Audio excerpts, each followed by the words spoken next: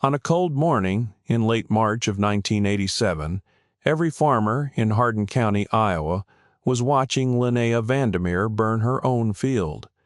Not a controlled burn, not a planned burn, not a burn that anyone had told her to do or taught her to do or even suggested she considered doing.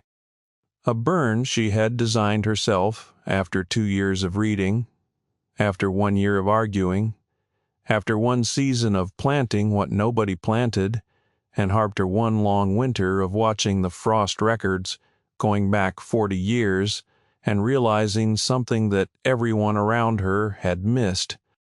They watched from the road, from truck windows, from the edge of the county road where the gravel meets the ditch. Some of them had driven out specifically to see it.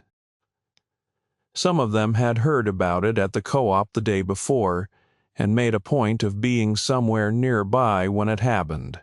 And some of them just happened to be driving past and slowed down, because a field on fire is a field on fire, and in Hardin County, Iowa, a field on fire in March is not something you see every day. She had just finished her 2nd year at Iowa State, studying agronomy under a professor named Dr. Mai. Emil Kovaric, who had spent 30 years studying small grain production systems across the northern plains, and who had told her in the 2nd semester of her freshman year that the most dangerous thing in agriculture was not drought or blight or price collapse. It was the assumption that what had always worked would always keep working. She had written that down in her notebook. She had underlined it twice. The field she was burning was 40 acres on the southwest corner of her father's farm. Her father, Jarrett Vandermeer, had farmed the same 640 acres in Hardin County for 31 years. His father had farmed it the original sod. The Vandermeers had been in that county since 1902, and in all that time not one of them had ever burned a field in March, not one of them had ever planted what Linnea was planning to plant, and not one of them had ever had to stand at the kitchen table and convince a man like Jared Vandermeer that 85 years of family practice might need to change. She did it anyway. Let me tell you about Hardin County in 1987, because you need to understand the world she was walking into before you can understand what she was walking out of. Hardin County grew corn. That was not a decision anyone made.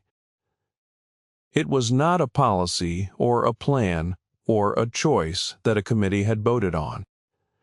It was just what Hardin County did, the way a river runs downhill. Not because someone decided, but because the slope was there and the water had no reason to go anywhere else. The soil was deep and dark and rich with organic matter laid down by 10,000 years of prairie grass and glacial till, and it grew corn the way some places grow rock or sand or pine trees. It grew it without asking. The farmers planted in May and harvested in October and sold to the elevator in Iowa Falls and started again. That was the rhythm, that was the year. The Vandermeers had followed that rhythm for 3 generations. Gerrit Vandermeer was not a man who wasted movement or words. He planted corn on 580 acres and soybeans on the remaining 60 in a simple rotation that his father. He kept his equipment clean and his records straight and his fences tight. He was not a man who complained about prices or weather or government programs. Not because those things didn't affect him, but because complaining was a form of wasted energy. And Gerrit Vandermeer did not waste energy. He was methodical and consistent and unquestioning in the way that a man who has inherited a working system and kept it working has no particular reason to question it. His daughter was different from the first day she could read. Let me tell you about Linnea Vandermeer, because she is the reason this story exists, and she is different from almost every character this channel has ever told you about. She was 22 years old in the spring of 1987 which made her young enough that most of the men at the Hardin County Co-op did not take her seriously, and old enough that she had stopped expecting them to. She was the second of Jarrett's 3 children, the only one who had gone to college, and the only one who had come back. Her older brother Claus had taken a job with a farm implement dealer in Ames. Her younger sister had married a man in Eldora. Linnea had gone to Iowa State in 1985 with a worn canvas backpack and a notebook she had bought at the drugstore in Iowa Falls. And she had come back in the summer of 1986 with 3 more notebooks, a head full of questions. She was not a talker, she was a watcher and a reader and a writer down of things. Her hands were not soft. She had grown up on that farm, and she knew how to drive a tractor and pull a calf and fix a broken PTO shaft in a cold field at dusk, and she had done all of those things.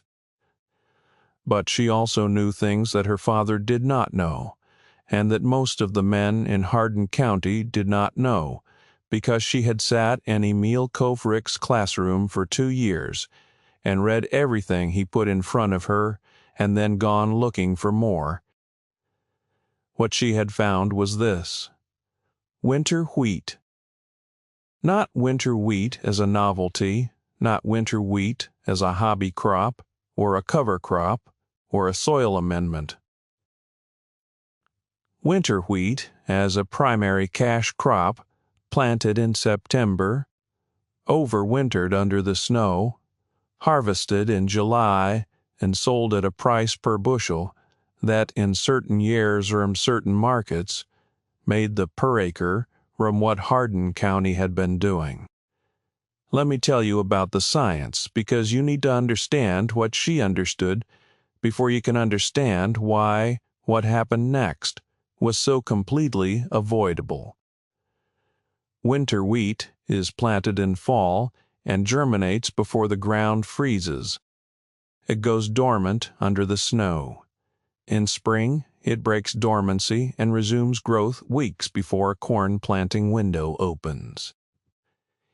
It is harvested in early July, leaving the field clear for a summer cover crop or a fall planting of something else entirely. The root system is deep. Winter wheat roots can reach 4 to 6 feet into the soil profile, pulling up moisture and nutrients from depths that corn never touches. In a dry spring, that depth is the difference between a crop that survives and a crop that does not. In a year with a late frost, winter wheat's growth stage in April is still low enough to the ground that a killing frost that would destroy emerged corn does almost nothing to a wheat field that is still in its tillering phase.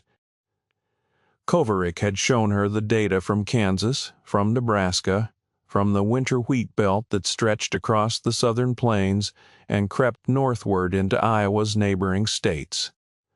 He had shown her the yield trials from extension stations in Missouri and southern Iowa. He had shown her the price, history going back to 1965, and the per-acre revenue comparisons in years when corn prices dropped and wheat prices held. He had shown her what a diversified small grain system looked like on a 640-acre farm, and what it did to the farm's vulnerability to a single price crash or a single weather event. Not a vague idea, a proposal with specific numbers. 40 acres of winter wheat on the southwest corner of the farm, which was the lowest lying ground with the heaviest clay content and the worst drainage, the ground that consistently underperformed on corn because it stayed wet in May and baked hard in August. She had calculated the seed cost, the equipment modification cost, the expected yield range based on the extension data, the expected price range based on the 5-year Chicago Board of Trade average, and the expected per acre bad year. In every scenario, the 40 acres of winter wheat outperformed the same 40 acres of corn on that specific ground by between $12 and $41 per acre. She brought the proposal to the kitchen table in August of 1986. The kitchen went quiet. Her mother, Hank, stopped wiping the counter. Her father set down his coffee cup. He looked at the papers she had laid out, and he looked at the numbers, and he looked at the map she had drawn, showing which 40 acres she was talking about. And then he looked at her for a long time without saying anything. "That's the Kovarik work," he said finally. "Some of it," she said. "The rest is mine." He picked up the revenue comparison sheet and read it slowly, the way he read everything, not fast, not impatient, but with the careful, deliberate attention of a man who understood that numbers meant something, and that getting them wrong cost money. He set it down. He picked up the yield trial data. He set that down too. "I need to think about it," he said.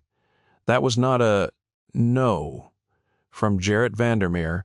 That was about as close to a yes as you were going to get on the first conversation. Her mother waited until Jarrett had gone out to the shop, and then she came and sat down across from Linnea at the table and looked at the papers. "He'll say yes," Hank said quietly. "He just needs to feel like he thought of it himself. Let me tell you about what happened at the Hardin County Co-op in September of 1986, because that is where the story gets complicated. The Hardin County Co-op sat on the edge of Iowa Falls, on a county road that smelled like diesel fuel and dried grain, and the particular combination of rubber and oil that hangs around any place where farm equipment gathers. It had a long counter where the seed and chemical orders were placed, a bulletin board with land for sale and equipment for sale, and a few business cards for custom cutters and drain tile contractors, and a row of metal folding chairs along one wall where men sat in the morning and drank coffee.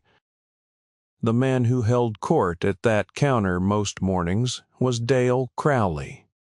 Dale Crowley was the co-op's agronomist, which in Hardin County in 1986 meant that he was the person farmers called when something went wrong with their corn, and the person whose recommendations shaped what most of the county planted and how they planted it.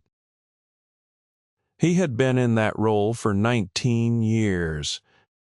He had a degree from Iowa State, same school as Linnea, 22 years earlier, and he had spent 2 decades watching crops grow and fail in Hardin County soil, and he knew, by habit, by the accumulated weight of years, he was not a cruel man, he was not a stupid man.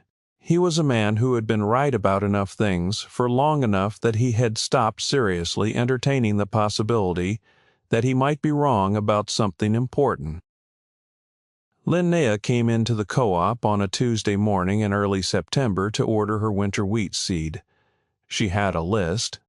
She knew exactly what variety she wanted.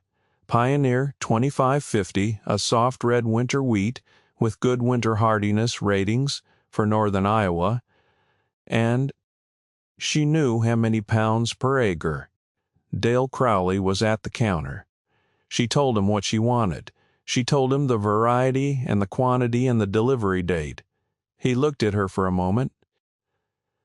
Then he looked at the man sitting in the folding chairs, a farmer named Buck Sievert who had been coming to that co-op for 30 years, and then he looked back at Linnea. "Winter wheat," he said. The silence lasted about 2 seconds. Then Dale Crowley started laughing. It was not a mean laugh exactly.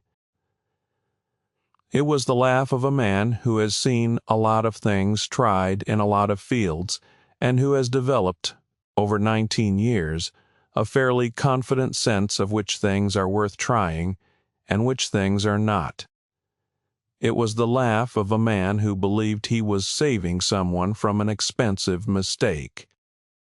It was the laugh of a man who had already decided before she finished her sentence that he knew more than she did, and who expressed that certainty the way certain men do, not with argument but with amusement. "Young lady," he said, and he said it, the way that phrase is always said when it means something other than what it says, "this is corn country. You know what happens to winter wheat in Hardin County in January? It goes dormant," she said. "Same as it does in Nebraska and Kansas and southern Minnesota." "Southern Minnesota," he said, and he said it like she had suggested planting tropical fruit. "We're 3 hardiness zones away from the Kansas winter wheat belt," she said. The extension data from Ames shows viable winter wheat production in Hardin County going back to 1971. "I've seen the yield trials," he said, and maybe he had, and maybe he hadn't. "The issue isn't whether it grows. The issue is whether it makes sense. You've got the best corn ground in the state." "I'm not putting it on the best ground," she said. "I'm putting it on the 40 acres on the southwest corner that's been yielding 118 bushels per acre on corn for the last 5 years, while the rest of the farm is at 162. That ground stays wet in May, and it cracks in August, and it doesn't drain right, and it never will. Winter wheat doesn't care about May drainage. It's already up and growing." His smile was still there, but it had gotten smaller. "Your father know about this?" he said. "He approved it," she said. "He ordered the seed." He did it without enthusiasm and without apology, and as she was walking out the door she heard Buck Sievert say something from the folding chairs that she didn't quite catch, and she heard Dale Crowley say, "Well, she'll learn," and she heard them both chuckle. She drove home on the county road with both hands on the wheel and the radio off, and she did not let herself feel what she felt, and then she sat in the truck for a while and let it pass through her, and then she got out and went to work. Her father had given her the 40 acres. He had said it at breakfast 2 days after the kitchen table conversation, over eggs and toast, without preamble. "Plant your 40 acres," he said. "We'll see how it goes." He did not say he believed in it. He did not say she was right. But he gave her the ground, and in Hardin County, giving someone the ground is the most serious form of permission there is. She planted in the 3rd week of September, 1986. The wheat went in at 1.4 million seeds per acre, drilled at 3/4-inch depth with a borrowed grain drill that she had calibrated herself in the driveway. The ground was dry enough to work and warm enough to germinate, and within 10 days she had a field of thin green wheat seedlings, standing in rows across the 40 acres, and it looked like nothing that had ever grown on that corner of the Vandermeer farm. The neighbors noticed people driving on the county road slowed down. A few of them stopped and got out and stood at the edge of the field and looked at it. One of them called Garrett and asked if he'd had a planting error. He told them no. He did not explain further. By the time the ground froze in November, the wheat had reached the 4-leaf stage and gone into dormancy, looking healthy and thick and exactly the way the extension bulletin said it should look. Linnea had photographed it. She had written down the plant count per square foot and the leaf stage and the soil temperature at 2-inch depth. She had a notebook that was already half full. The winter of 1986 to 87 was cold and long, and it buried the field under 14 inches of snow by January, and the snow sat there until the 2nd week of March. And when it melted, the wheat was still there green. Dormant still, but alive with the particular resilience of a plant that had been bred over centuries to survive exactly this. That was when she decided to burn. Let me tell you about why she burned, because this is the part that most people who watched from the road did not understand and did not try to understand. Winter wheat, as it breaks dormancy in early spring, accumulates dead leaf material from the previous fall's growth. That dead material, the dry, papery, lower leaves that die back during dormancy, can harbor fungal disease, particularly plotch that overwinters in dead tissue and spreads upward into new growth as the plant resumes. Kovaric had shown her the research. A controlled burn of dormant winter wheat in early spring, before active growth resumes, when the crown of the plant is still below the soil surface and protected, removes that dead material, reduces fungal pressure, and releases a pulse of nutrients from the ash that feeds the plant as it breaks dormancy. It was practiced in parts of Kansas. It was documented in the extension literature. It was not in any way a new idea. It was, however, a new idea in Hardin County, Iowa. She burned on a morning in late March, when the wind was calm and the soil was moist, and the wheat crowns were still safely below ground. She had a backpack sprayer full of water on her back, and her father standing at the field edge with a wet burlap sack, and she lit the field at the windward edge, and walked it across in about 40 minutes, and the dead material burned off clean and smelling like char. With the wheat crowns intact an inch below the surface, the people watching from the road saw a girl burning a field. They did not see the notebook. They did not see the 2 years of research. They did not see the fungal pressure data or the nutrient release calculations, or the extension bulletin from Kansas State that she had read 4 times and annotated in the margins. They saw fire, and fire on a field in March looked like destruction, and destruction looked like failure, and failure looked like proof that Dale Crowley had been right. By the time she got back to the house, the phone had already rung twice. One of the callers was a neighbor named Wes Hartwell, who farmed the section to the north, and who was genuinely concerned.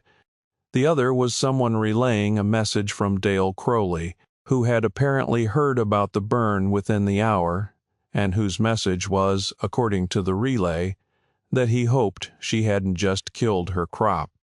Jarrett Vandermeer answered both calls. He said the same thing to both. She knows what she's doing. He said it without inflection, without emphasis, without the particular warmth that would have indicated he was certain of it. But he said it, and that, for Jared Vandermeer, was something. The wheat came back in April. It broke dormancy in the second week right on schedule, and it came up clean and green and without the gray-brown spotting that septoria produces on unburned fields. Linnea walked the field every 3 days and wrote down what she saw. Plant height, tiller count, leaf color, presence or absence of disease. She was building a record not because anyone had asked her to, but because she understood that proof requires documentation, and documentation requires time, and she had both. Have you ever watched something grow that everyone around you had decided was already dead?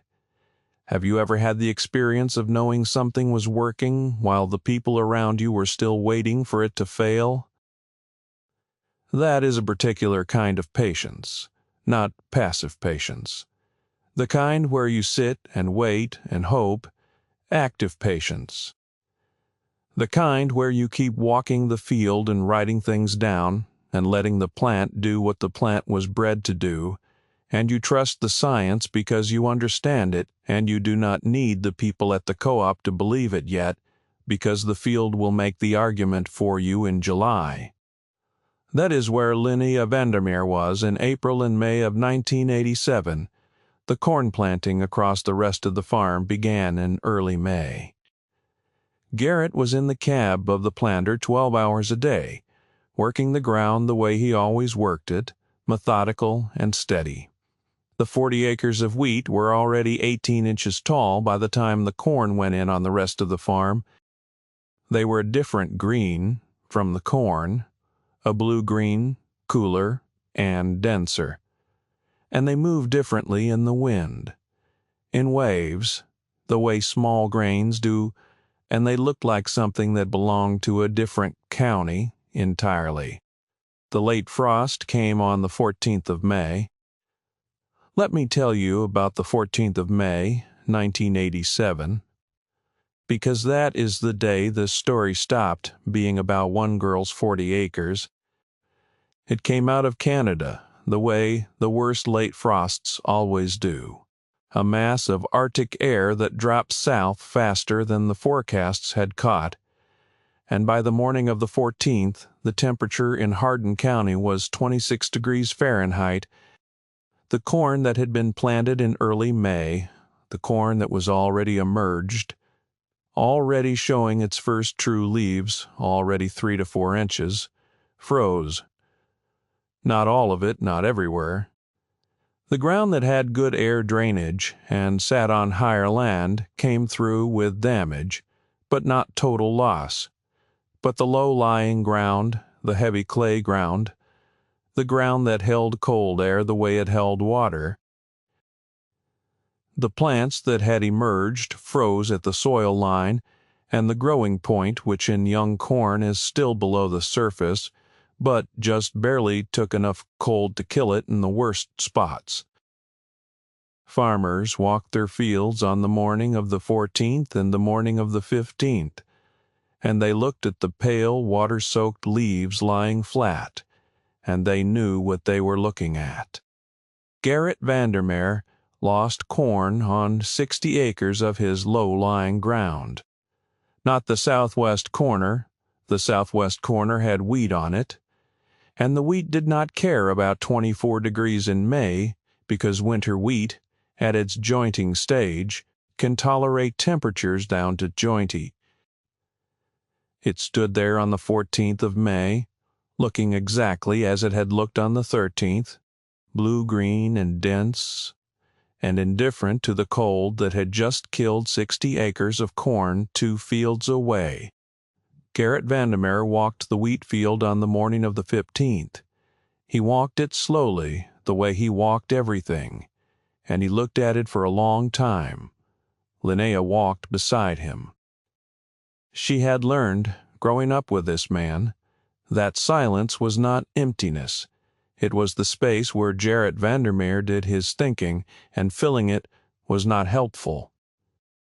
He stopped at the center of the field and looked back toward the barn, and then out toward the county road, and then down at the wheat around his boots. "You were right," he said. He said it quietly. He said it the way a man says something he has been thinking for a while and has finally decided to say out loud, not as a concession, not as a defeat, as a statement of fact from a man who dealt in facts. "I know," she said. And she said it the same way. Not triumphant, not relieved, just factual. She had known since March.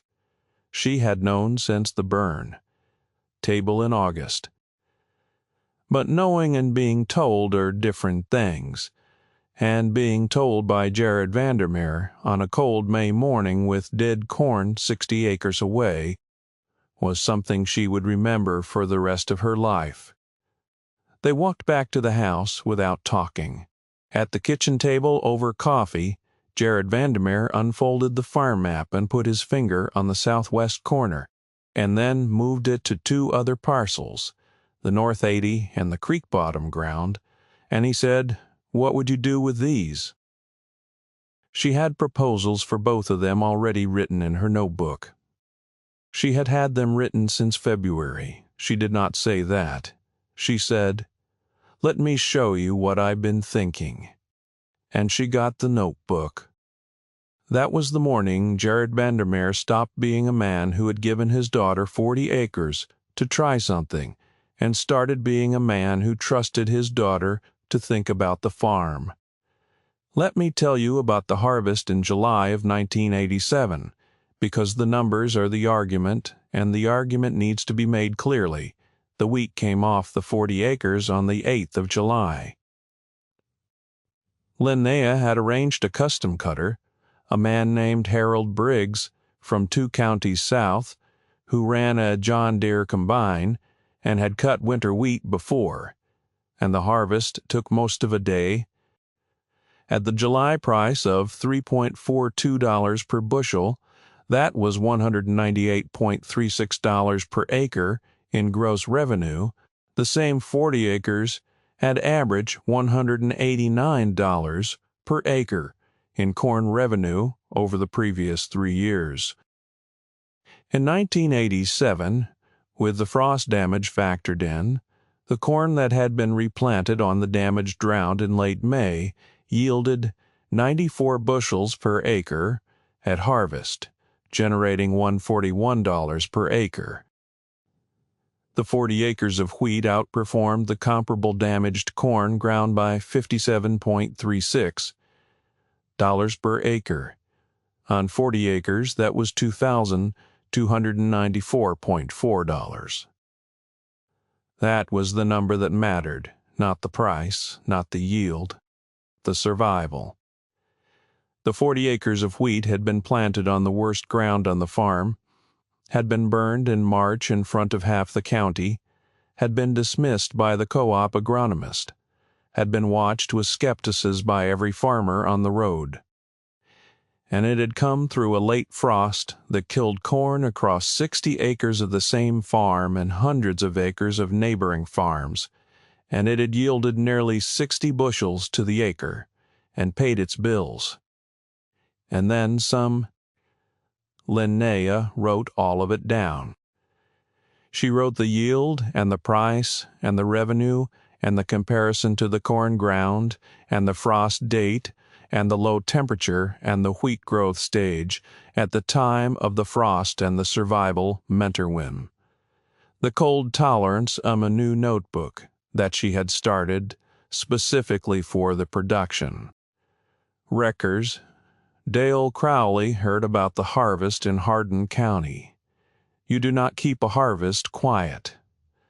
The custom cutter talked. The elevator talked. By the end of July, people who had watched the burn in March and shaken their heads were now driving past the stubble field, gold and short and smelling like grain, and doing arithmetic in their heads. Dale Crowley did not call. He did not come by. His name did not appear in the Vandermeer mailbox. But at the co-op, according to Wes Hartwell, who had been there when it happened, the subject of Linnea Vandermeer's wheat field came up one morning in August, and Dale Crowley had said, without his usual confidence, that he supposed the year had been unusual, and that he'd want to see it over time before he'd recommend it to anyone. That was not the laugh from September of 1986. That was a man whose certainty had gotten smaller. Linnea heard about it from Wes Hartwell, who told her with a particular satisfaction that suggested he had not forgotten the September conversation either. She thanked him and went home and wrote it in the notebook. The fall of 1987 she planted 120 acres of winter wheat, the southwest 40 again, and the north 80 that Jared had put his finger on in May. She had spent the summer working out the rotation, what would follow the wheat on the southwest 40 after the July harvest, how to manage the seed bed on the north 80, what cover crop to interseed after harvest to protect the soil through the fall. She had talked to Koverick twice on the phone and read 3 more bulletins and written everything down. The rotation was elegant in the way that good systems are elegant. It used the calendar efficiently. It spread the farm's risk across 2 different crops with different weather vagaries, and it put the winter wheat on the ground that consistently underperformed on corn, which meant it was not competing with the farm's best acres.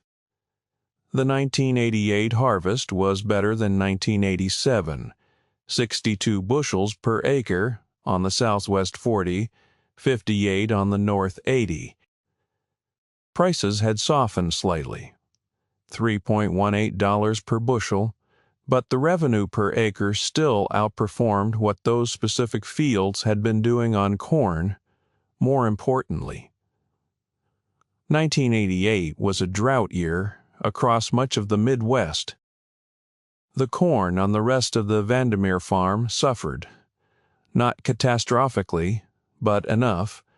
Yields dropped 15% from the 5-year average, and the price didn't compensate. The winter wheat, with its deep root system pulling moisture from 4 feet down, while the corn was burning in the top 18 inches of a dry July, yielded within 8% of the previous year. The drought that hurt the corn barely touched the wheat. Jared Vandermeer looked at the 1988 numbers in October and said nothing for a while. Then he said, "What's your plan for the creek bottom ground?" She had that notebook page ready too. "Let me tell you about the fall of 1989, because that is when Dale Crowley came to the farm. He came on a Tuesday afternoon in October, after the corn harvest was done and the wheat was in the ground for the 3rd year. He drove up in his co-op truck, white, with the Hardin County Co-op logo on the door, and he parked in the driveway and got out and stood there for a moment, looking at the farm the way a man looks at something he has been thinking about for a while. Linnea was in the shop working on the drill. She heard the truck and came out wiping her hands on a rag.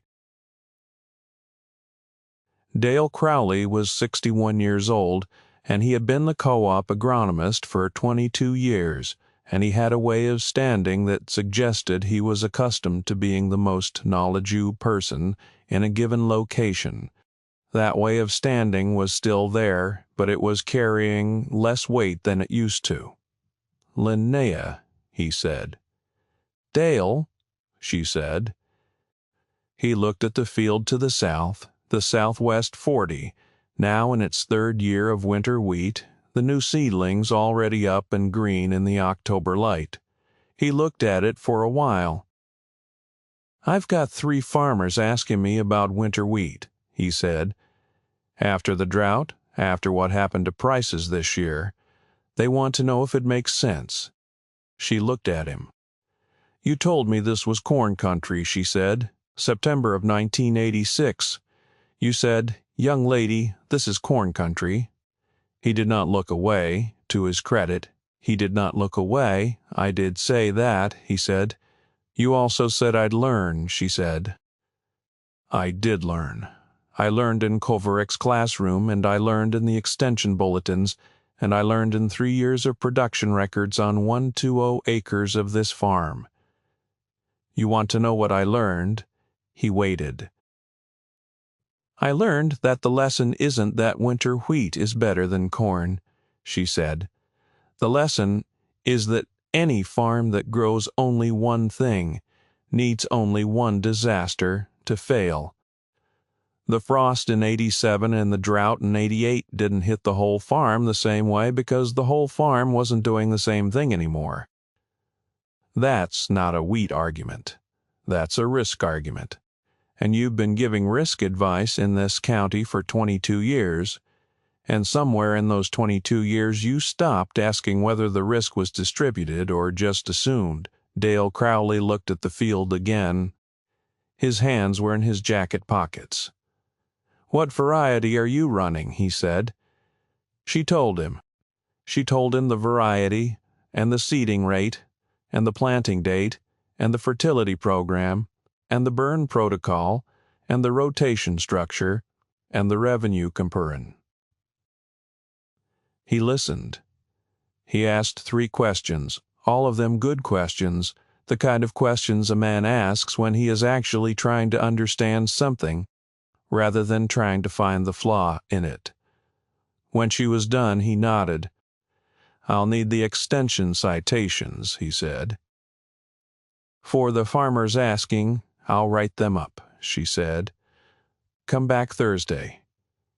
He came back Thursday.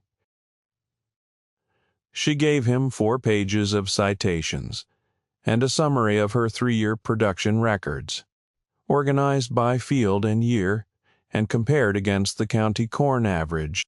He read it in his truck in the driveway, and then came back to the door and said, "Can I make a copy of this?" "Take it," she said. "I have the originals." He drove away, and she watched the truck go down the county road, and she stood there for a moment in the October afternoon, with the wheat field green behind her and the smell of turned earth in the air. That winter, Dale Crowley recommended winter wheat to 11 farmers in Hardin County. He cited the extension literature. He cited the drought resilience data. He cited without attribution the production records from a farm in the county that had been running the system for 3 years. He did not mention Linnea Vandermeer by name. But the 11 farmers who asked where the idea had come from, he told them, and they drove out to the Vandermeer farm and talked to her. And she talked to them from the notebook with the same specificity she had brought to the kitchen table in August of 1986. By the spring of 1991, 23 farms in Hardin County. The Hardin County Extension Office published a management guide for winter wheat production in north-central Iowa. Linnea Vandermeer was listed as a contributor. Her production records were cited in 3 of the guide's tables. Let me tell you about the winter of 1992, because that is where Jared Vandermeer said the thing he had been building toward for 6 years.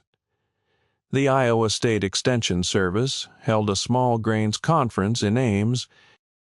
Linnea was asked to present her rotation system and production data.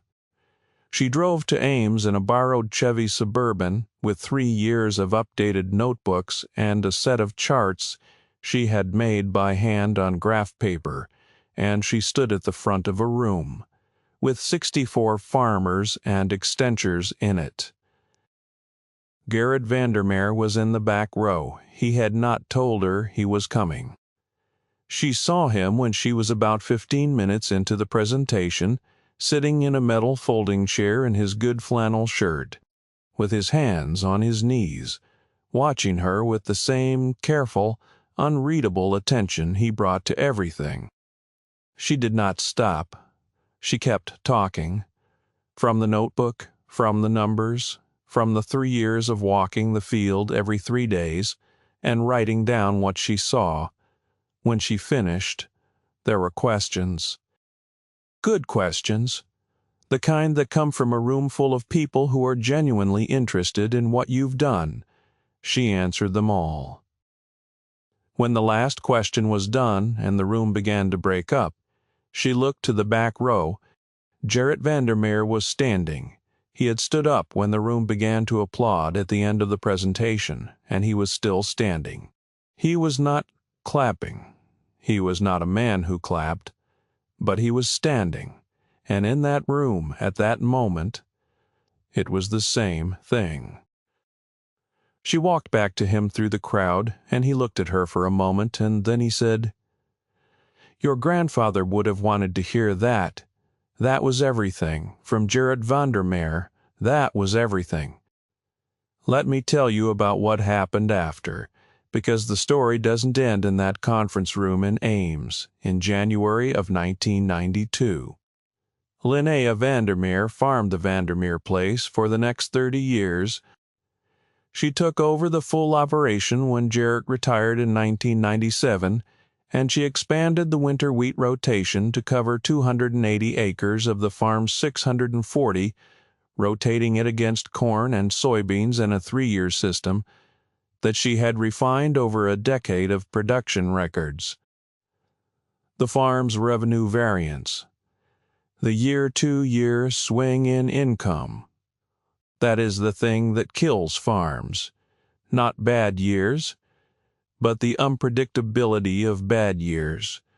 Dropped by 31% over the first decade of the full rotation compared to the decade beard. She had the numbers. She always had the numbers. The 40 acres on the southwest corner that she had burned in March of 1987 became, over time, the most productive ground on the farm on a per-acre revenue basis. The deep-rooted wheat had improved the soil structure over years of continuous cropping, breaking up the clay pan that had limited corn yields for decades. By 2001, that 40 acres was yielding corn at 148 bushels per acre in its corn years, 30 bushels better than it had ever done before she started the rotation. Dale Crowley retired from the co-op in 1998. At his retirement party, which Linnea attended because she was not a person who carried grievances past their useful life, he made a speech in which he said that the best thing he had done in his last decade at the co-op was listen to people who knew things he didn't. He did not say her name. He didn't need to. The people in that room knew who he meant. She kept the notebook from 1986. The original one, the one she had started at Iowa State and brought home in the summer, and filled with Kovarik's data and her own calculations, and the proposal she had laid on the kitchen table in August. It was on the shelf above her desk in the farm office, next to the notebooks from 1987, 1988, 1989, and every year after. She did not display it. It was just there on the shelf, the way tools